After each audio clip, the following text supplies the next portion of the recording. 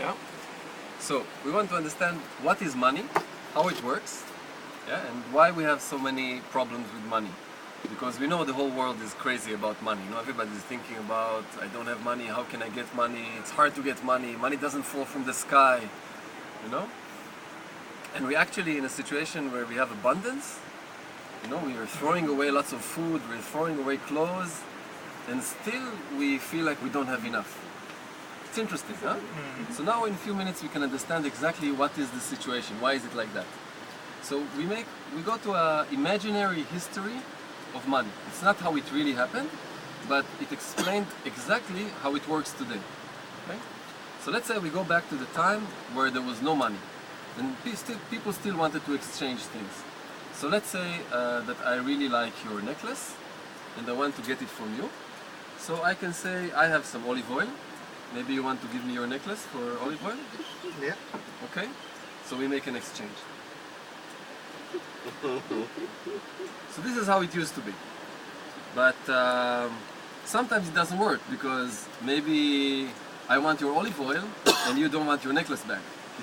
You know? But maybe you don't want to. Then I need to get something else.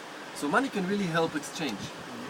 So let's say somebody thinks about this brilliant idea of creating money. Just make these papers, these little pieces of paper that really are worth nothing, but if we accept that they have some value, they can help us exchange. So I'm the government, let's say, and I come with this brilliant idea, and I'm printing this money. Aha! This is exactly what the money is, just pieces of paper. So I make, Free money. let's say, yeah, I make 5. So each one can be a 200 bill, because I want to make 1,000. So we have 5 200 bills, and now I have the first 1,000 somethings, you know, like dollars or rubles or whatever, but so I have the first 1,000 in my hand, and I want the people to use them. So how will I do it? How will I get the people to use them? So one thing that would make sense would be, maybe can you have an idea of how to get this money into the economy? How to get people to use it? No idea. No idea. How Well, it was. an interesting idea could be maybe to pay people to do something good, like maybe, you know, make a school, or build a bridge, or clean the beach, you know, or make a performance, do something nice for everybody, and then I give you the money, and then you keep using it and paying other people. That makes sense, right? Yeah. That would be a good way. That's not how it works. The way I do it is I give it to somebody like you, and I don't ask for anything in exchange. I just say, take it. But you have to give it back, plus interest. So if I give you 1,000, you have to give me back in 1 year, let's say 1,200. Okay? It's a good deal. So now you take That's 1,000, and you don't think about it too much, just take it and enjoy. Just sign the contract, please. Sign the contract. Very good. So now the first money goes into the economy. And my friend really enjoys it, and he goes and he buys food, and goes to party, and travels to interesting places. And let's say 11 months pass. And now he's beginning to remember that in 1 month he has to give back. Exactly, he's giving it for... Okay, but now my friend, I remind you that in 1 month you have to bring back the money. So what do you have to do now? You have to work really hard, get the money back. So go for it, work for it. So he works really hard, you have to work and get the money back from all the people. Work. Exactly, earn your money.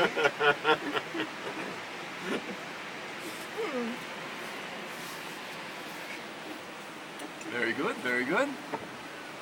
Come on, time is up, time is up. Your month is over. Ah, you got all the money back. Thank you very much. But you still owe me 200. I want 200 more. 200 more, please. Bring it. Can I do something for you? No, I want 200 money. You will sign a contract. 200 money. 200 baht. Come on. Help me! Nobody will help you. Now, can he get 200 more? No. Why not? Because no. They don't exist. Yeah. Because this is all the money in the world and I have it, you don't have. But what happens if you don't pay back? I must work. No. You know what's written in the contract? No. If you don't pay me back, I take you to court and I take your house. You know this story? That if you don't pay back your loan, you lose your house? This is how it works. So what do you do now? What is the only option you have to get more money so you can pay me back? Hardly working. No, you can. If you go there and work, you get many things, but you don't get money. There is no money out there. Take another loan. Hey, I give you back the 1,000, right? And you give me 1,200 in 1 year. There you go. But this I take. This is the 200 that you owe me for the last year, right? So now you take 800, and you have to give me back 1,200, right? Beginning to get the idea? So the way our money system works is that you create new money, then you loan it, you give it as a loan. So the debt, the amount of money that you owe the system is always bigger than the amount of money that exists. So there is an artificial shortage of money and it always gets worse. Because what we do when we don't have enough money, we go and we borrow more money. We create more money and people borrow it. So the debt gets even bigger compared to the amount of money that exists. Now that makes sure that humanity will always be in shortage. That people will always have to. What happens when you need money and you can't get it? Credit. You take the loans, but to pay back the loans, even to get that money to pay back the loan, you have to work, right? So you will be willing to work in a job that you don't like so much, right? You will be willing to allow your boss to treat you not so nice because you need the money. So it's a way of making people slaves, right? Because if we enjoy the abundance, we just eat coconut from the trees and we build our houses with natural materials and we just enjoy the natural abundance of the planet, then we don't go to work in a job we don't like. We don't go to be workers in a factory, you know, from 8 in the morning to 5 in the evening, working like tak, tak, tak, tak, tak, tak, tak, because it's not healthy and it's not pleasant. But the system needs slaves, so it makes the system of money. And the last thing about the system that makes it really understand it is that in our system today, who makes the money? In our story, it was the government. But it's not really the government who makes the money anymore. It's the private banks. So the private banks got the right to create the money from the government.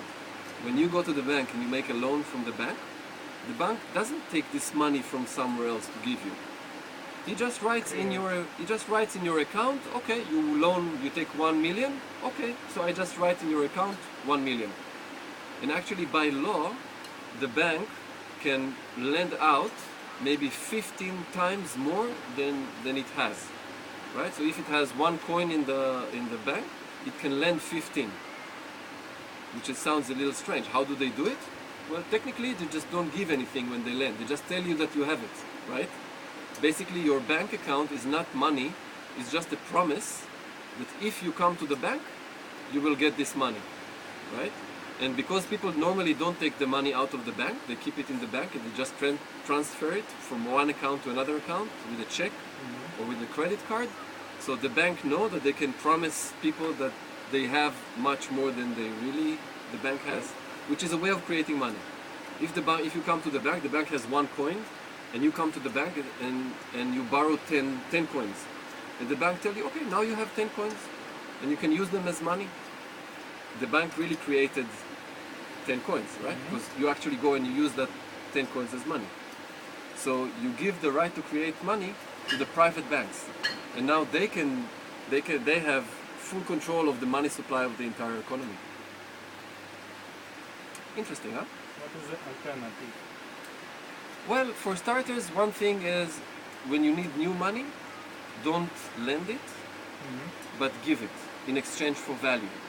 Give the money in exchange for value rather than lending it at interest. Material money? Doesn't matter. It can be electronic money, it's the same. But stop lending money, new money, for interest.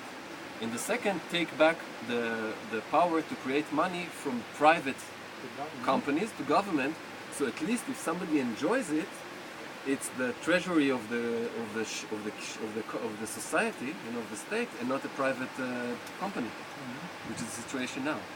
Because if you control the flow of money, you can say, okay, now I'm giving a lot of loans, and there is a lot of money outside, so it's like a boom, right? And all the prices go up. And then after I can say, now I stop I close the tap, right? So the money doesn't go out. And I go after all the people that borrowed before and tell, give back your loan, give back your loan.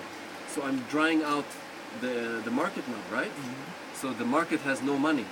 So what happens? All the prices go down, right? And if I'm the one who's holding the tap, I can make it happen whenever I want. And if I close the tap, all the prices go down. It's a slowdown of the economy. And who has the money? I do. So I can buy everything for cheap. So I can buy, in the end, and this is what you see now, that the ones who control the money, they own the media, they own the food production, they own the energy production, they own medicine, they own land, they own politics, you know, they own everything. They don't care about money anymore, because they control all the basics of the economy of the society. And this is where we are now. Those were 10 minutes about money.